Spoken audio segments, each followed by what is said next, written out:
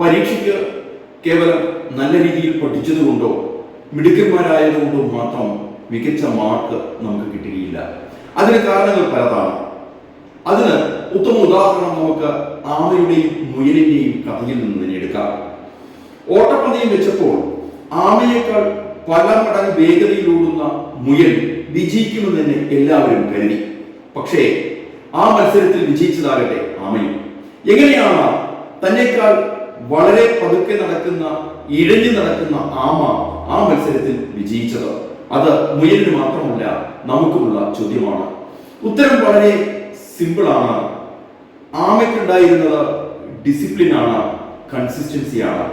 ഈ പരീക്ഷയിൽ കൺസിസ്റ്റൻസിയും ഡിസിപ്ലിനും ഉണ്ടെങ്കിൽ തീർച്ചയായും എൻ്റെ പ്രിയ വിദ്യാർത്ഥികളോട് ഒരു ഉറപ്പ് ഞാൻ നൽകുന്നു.